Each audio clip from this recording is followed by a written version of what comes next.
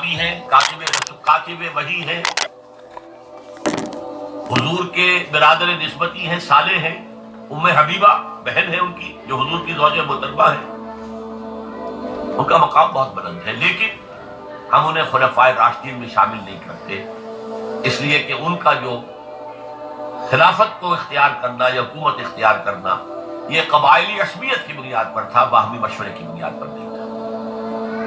غلطی ہر ایک سے ہو سکتی ہے اور آپ رائے رکھ سکتے ہیں، لیکن کسی صحابی کی نیت پر حملہ نہیں کریں گے ہم۔ صحابی کی نیت پر حملے کا مطلب کیا ہے کہ محمد صلی اللہ علیہ وسلم تزکیہ نفس نہیں کر پائے، یہ ریفلیکٹ کرے گی حضور کی اس پوری کی پوری جد و جہد پر کہ شخصیت سازی نہیں کر پائے محمد صلی اللہ علیہ وسلم، نہیں، معاذ اللہ ثم معاذ اللہ ثم معاذ اللہ۔ حضرت معاویہ نے خط لکھا، اور رومی کتے، اگر تو نے دارالاسلام پر حملہ کرنے کی جرت کی تو سن لے کہ علی کی طرف سے لڑنے والوں میں سب سے پہلے معاویہ ہوگا تیرے خلاف۔ حضرت علی کو انہوں نے شہید کیا جو ان کے ساتھی تھے، خوارج، جن کے صفین میں حضرت معاویہ کے کہنے سے عمرو بن العاص رضی اللہ تعالیٰ عنہ نے قرآن مجید جو ہے نیزے پر اٹھا لیا کہ لڑائی بند کرو، قرآن کو حکم بنا لو، جو قرآن فیصلہ کر دے وہ ہم بھی قبول کریں، تم بھی کرو۔ حضرت علی کا خیال یہ تھا رضی اللہ تعالیٰ عنہ یہ چال ہے، اور انہوں نے روکا اپنے ساتھیوں کو، لیکن اکثر لوگوں نے کہا قرآن آ گیا بیچ میں، اب ہم کیسے کیسا کیا چلا۔ اس میں میرا ذہن جاتا ہے ایک حدیث کی طرف، بڑی اہم حدیث ہے، اور اس کے راوی حضرت علی ہیں۔ حضرت علی فرماتے ہیں کہ حضور نے فرمایا انہا ستکون فتنۃ، ان قریب ایک بہت بڑا فتنہ رونما ہوگا۔ حضرت علی فرماتے ہیں میں نے عرض کیا مل مخرج منہا یا رسول اللہ، اس سے نکلنے کا راستہ کون سا ہوگا؟ فرمایا کتاب اللہ فیہ خبر ما قبلکم ونبأ ما بعدکم وحکم ما بینکم، اس قرآن میں تم سے پہلے لوگوں کی خبریں موجود ہیں، بعد آنے والوں کے حالات موجود ہیں، اور تمہارے درمیان جو اختلافات بھی پیدا ہوں گے ان کا حل موجود ہے۔ تو کیسے نہ مانتے ہیں مسلمان، قرآن کو حکم بنایا جا رہا ہے۔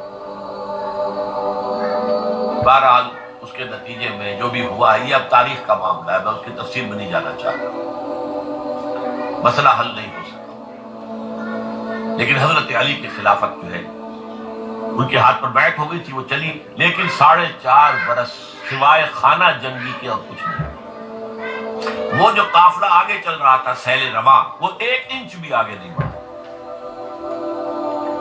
البتہ قیصر روم نے جب دیکھا یہ تو آپس میں لڑ رہے ہیں، اب موقع ہے میں حملہ کروں، چونکہ وہاں قریب ترین تو حضرت امیر معاویہ بیٹھے ہوئے تھے نا، شام میں، شام سے ملحق تھا نا آگے قیصر۔ حضرت معاویہ نے خط لکھا، اور رومی کتے،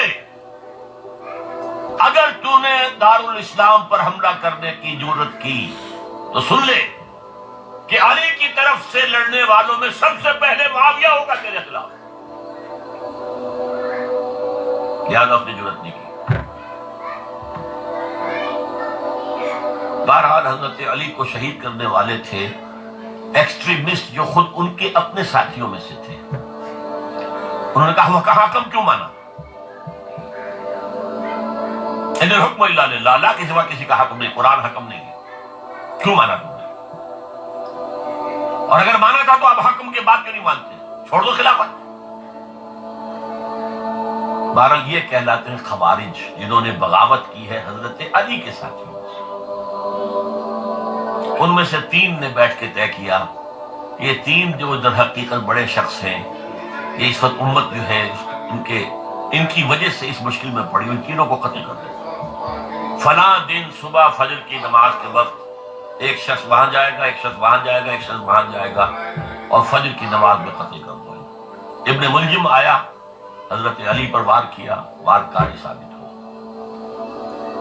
باقی دو حضرت معاویہ اور حضرت عمرو بن العاص، ان میں سے ایک تو اس روز فجر میں آئے نہیں کسی وجہ سے، اور دوسرے پر جو وار پڑا وہ اوچھا وار تھا، وہ بھاری وار نہیں تھا، حضرت علی شہید۔ اس کے بعد حضرت حسن کی خلافت میں 6 مہینے۔ لیکن اب جب جنگ کا معاملہ ہوا تو حضرت حسن نے دستبرداری اختیار کر لی، حضرت معاویہ کو تسلیم کر لیا خلیفہ۔ حضرت معاویہ صحابی ہیں، کاتب وحی ہیں، حضور کے برادر نسبتی ہیں، صالح ہیں، ام حبیبہ بہن ہے ان کی جو حضور کی زوجہ محترمہ ہے، ان کا مقام بہت بلند ہے، لیکن ہم انہیں خلفائے راشدین میں شامل نہیں کرتے، اس لیے کہ ان کا جو خلافت کو اختیار کرنا یا حکومت اختیار کرنا یہ قبائلی عصبیت کی بنیاد پر تھا، باہمی مشورے کی بنیاد پر نہیں تھا۔ لیکن 20 سال تک ان کا دور حکومت ہے اور کوئی خونریزی نہیں، کوئی غارت گری نہیں، کوئی اختلاف نہیں، کوئی بغاوت نہیں، کوئی جھگڑا نہیں، مدبر اس درجے کے تھے۔ اب آئیے آخری سٹیج آئی، حضرت معاویہ کو مشورہ دیا گیا، مغیرہ ابن شعبہ ایک بزرگ صحابی تھے، کہ دیکھیے جناب امیر، مسلمانوں میں اختلاف ہوا، 4.5 سال 5 سال خانہ جنگی رہی، اب اگر پھر معاملہ آپ کے انتقال کے بعد ایسے ہی چھوٹ گیا تو اختلافات ہوں گے، جھگڑے ہوں گے، مختلف دعوے دار سامنے آئیں گے، جنگیں ہوں گی، پھر دوبارہ جو ہے فساد ہو جائے گا، آپ کسی کو نامزد کر دیجیے، اور پھر مشورہ دیا اپنے بیٹے یزید کو نامزد کر دیجیے۔ حضرت معاویہ ریلیکٹنٹ رہے، لیکن اس کے بعد انہوں نے مان لیا اور فیصلہ کر لیا۔ یہاں میں چاہتا ہوں کہ بات سمجھ لیں اچھی طرح، اس معاملے میں اگر آپ حضرت معاویہ کی نیت پر شک کریں گے تو مجھے آپ کے ایمان پر شک ہو جائے گا۔ نیت پر نہیں، غلطی ہو سکتی ہے، صحابی ہے، نیت غلط نہیں تھی، نیت کیا تھی؟ اور میں سمجھتا ہوں 100% درست تھی، کہ اب اتنا پانی گزر چکا ہے پل کے نیچے سے وقت کے دریا میں کہ ہمارے صحابہ سب رخصت ہو چکے، اب اکثریت 9 مسلموں کی ہے، عصبیتیں بھی ہیں، قبائلی عصبیتیں ختم تو نہیں ہوئی، لہذا جب تک کوئی قبائلی عصبیت پیچھے نہیں ہوگی حکومت کے، حکومت نہیں چل سکے گی۔ ابن خلدون کا لفظ ہے عصبیت، کوئی چیز جو جوڑے آپ کو، تو دینی عصبیت اب کمزور پڑ گئی ہے، اس لیے کہ حضور نے جن کو تربیت دی تھی وہ اب گئے، اکثر و بیشتر گئے۔ اب اگر ایسے چھوڑ دیا گیا اور کوئی قبائلی عصبیت پشت پر نہ آئی تو پھر خانہ جنگی ہوگی، 5 سال تک ہوئی۔ اس بنا پر انہوں نے اسے صحیح سمجھا۔ آپ اختلاف کر سکتے ہیں، صحابہ کی رائے سے اختلاف ہو سکتا ہے، لیکن آپ ان کی نیت پر شک نہیں کر سکتے۔ بہرحال واقعہ کیا ہے تاریخی اعتبار سے، کہ یہ 10ویں سال میں نامزد کر دیا یزید کو اپنے بعد خلیفہ کے لیے، ولی عہد۔ اس وقت تقریباً سب نے بات مان لی سوائے 5 افراد کے۔ وہ 5 افراد بہت اہم تھے، بہت اہم۔ ابو بکر اہم ترین آدمی تھے، ان کے بیٹے عبد الرحمن ابن ابو بکر۔ عمر نمبر 2 تھے، عبداللہ ابن عمر۔ زبیر، عبداللہ ابن زبیر۔ عباس، عبداللہ ابن عباس۔ اور حسین ابن علی۔ حضرت حسن کا انتقال ہو گیا۔ اہل تشیع کا کہنا یہ کہ زہر دیا گیا، واللہ اعلم، میں کچھ نہیں کہہ سکتا، میں کوئی تاریخ کا محقق اس معنی میں نہیں، میں موٹی موٹی باتیں جانتا ہوں۔ بہرحال انتقال ہو گیا، 5 آدمیوں نے نہیں مانا، لیکن دیکھیے یہ تھی تدبر کی بات حضرت امیر معاویہ کی۔ کوئی دباؤ نہیں ڈالا، کوئی جبر نہیں کیا، کوئی کسی کو نقصان نہیں پہنچایا کہ نہیں مان رہے تو یہ کر دیں، نہیں. دیکھیں گے جب وقت آئے گا. جب وقت آیا حضرت معاویہ کے انتقال کے بعد، اب ایک صاحب جا چکے تھے، حضرت عبد الرحمن ابن ابی بکر فوت ہو چکے، اب 4 رہ گئے. 3 عبادلہ، عبداللہ ابن عمر، عبداللہ ابن عباس، عبداللہ ابن زبیر، ایک حسین ابن علی رضی اللہ تعالی عنہ اجمعین. جب بیعت ہو گئی یزید کی تو اب ان کے درمیان اختلاف ہوا.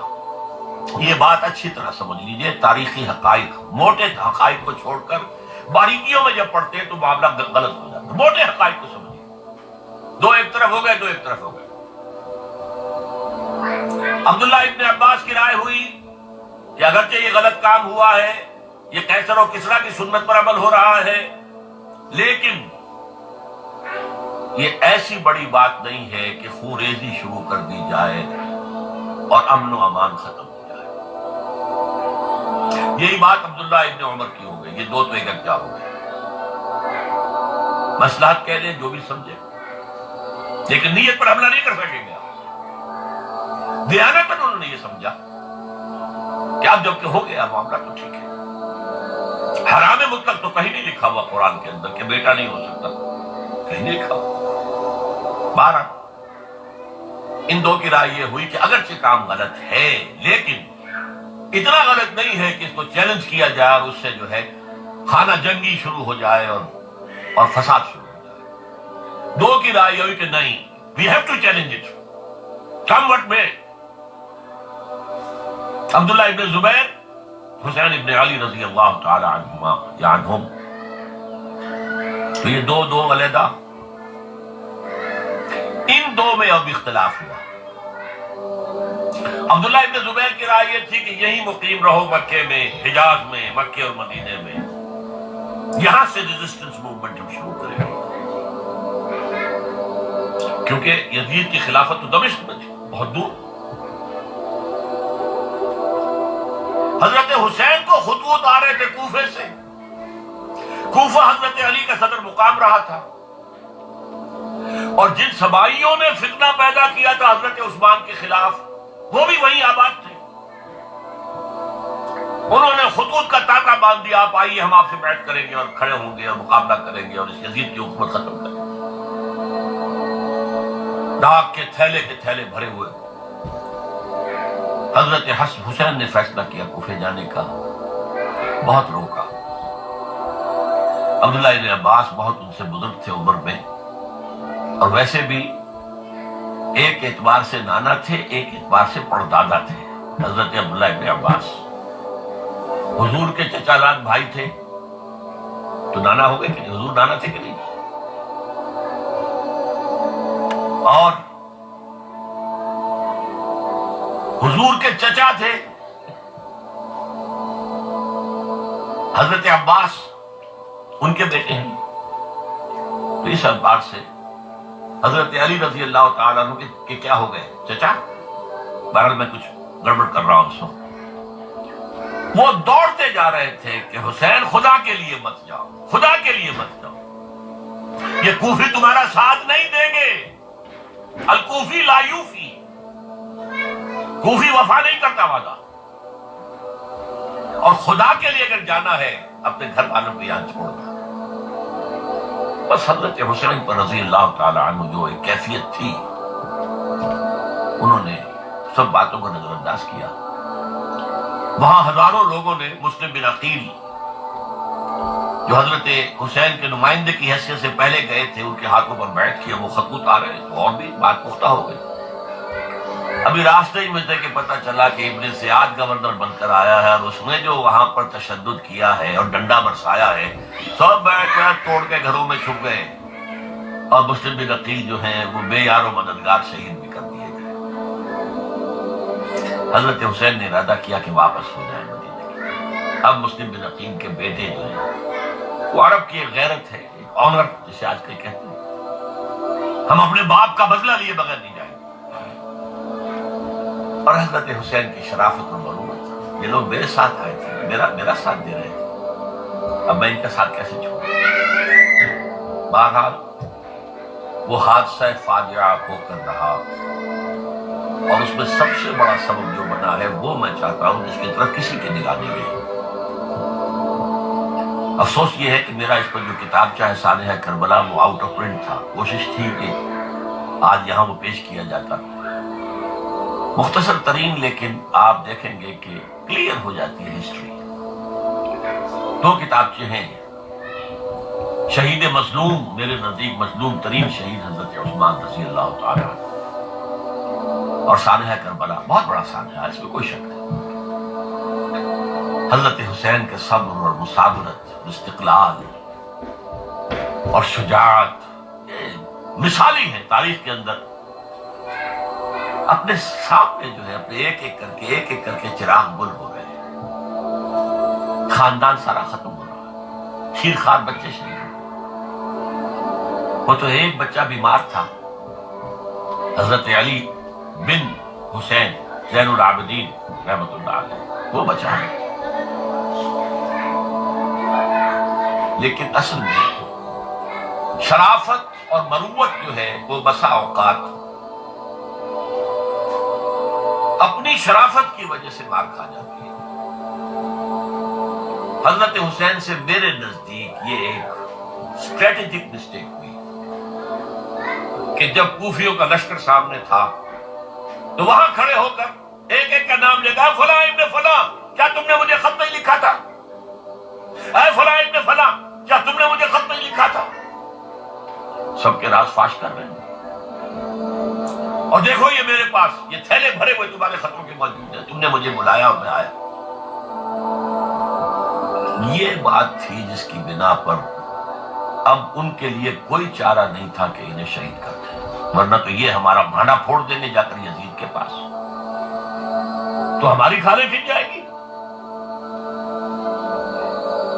یہی وجہ ہے کہ حضرت حسین نے 3 آفرز کی، مجھے واپس مدینے جانے دو، نہیں، مجھے یزید کے پاس جانے دو، نہیں،